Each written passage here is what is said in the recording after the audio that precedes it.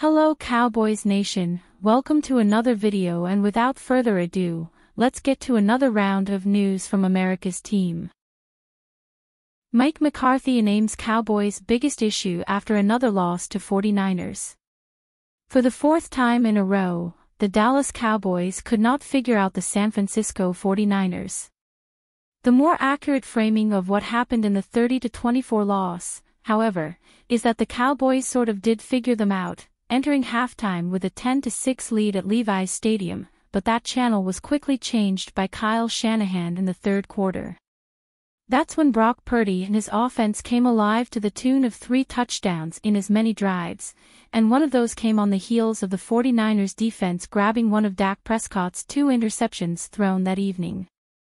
All told, the game was lost by the Cowboys in that quarter, and that quarter alone.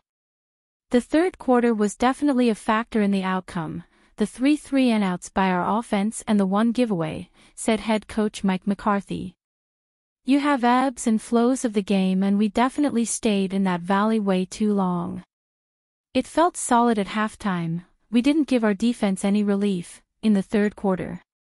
Despite the list of self-inflicted wounds in all 3 phases of the game, with even the usually stout special teams unit and Brandon Aubrey joining in on those, Prescott and the Cowboys had a chance to try and march down the field for a potential go-ahead touchdown after igniting with CeeDee Lamb in the final session, but, unlike the outing against the Pittsburgh Steelers, there would be no fairy tale ending in California. A couple more self-inflicted wounds later and the loss was effectively secured. We did an excellent job of fighting back in the fourth quarter and needed to make 1 or 2 more plays, and still had a chance to go down and win it on that last series, McCarthy said. We're disappointed. I think our men had a really good week of preparation.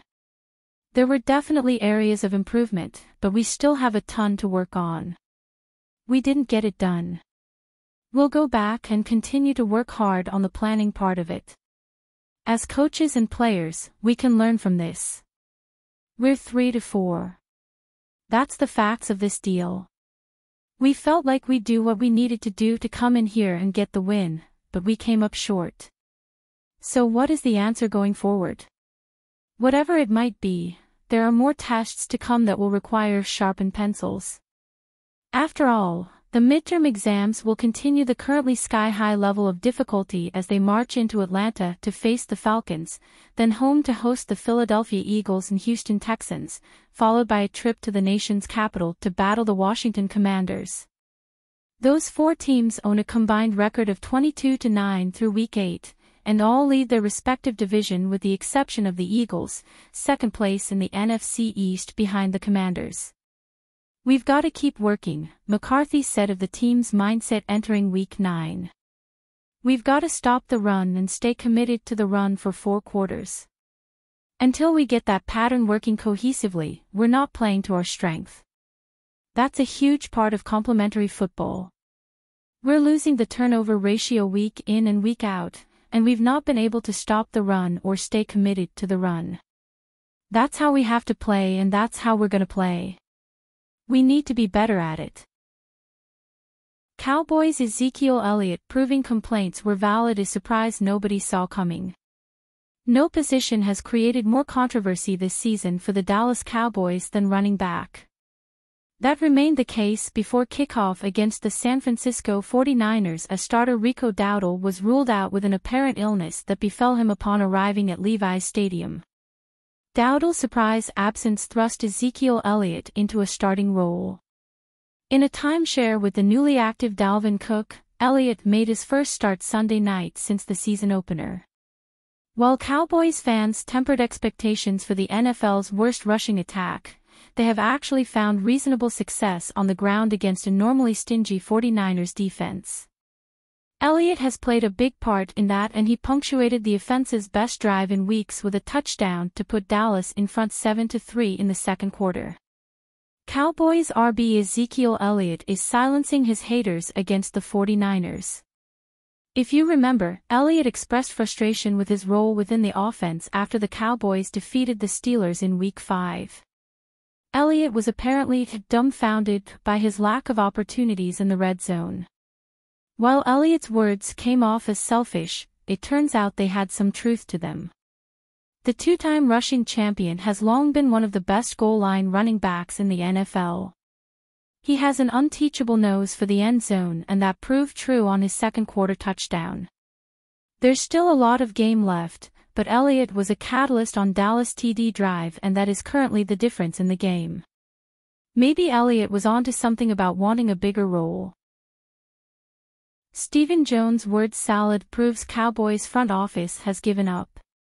Anyone who has used the internet has seen the meme of a man holding a stick saying, "Come on, do something." That's the attitude Dallas Cowboys Nation has when it comes to the front office. For the entire off-season, fans were begging for the front office to add a running back and an established wide receiver too. Jerry and Stephen Jones did neither of those things, and it has shown on the field. On Monday, following the team's latest embarrassing loss, Stephen Jones attempted to share his thoughts on the Cowboys roster. Jerry has already said he's confident in the guys currently on the roster and doesn't expect any moves by the trade deadline. Stephen, meanwhile, threw out a word salad during his appearance on 105.3 The Fan and said a whole lot of nothing. Maybe we're good, maybe we're bad. That's the essence of what Jones said. This team is made up of a lot of the same players that won 12 games the last 3 seasons. Right now we're just going through adversity.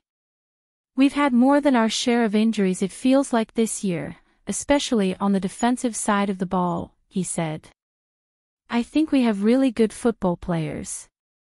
At times we've had spurts when we've played well, and obviously at times we're not playing well. That's some brilliant analysis, Stephen. Anyone who has watched the Cowboys knows the team is not currently set up for success.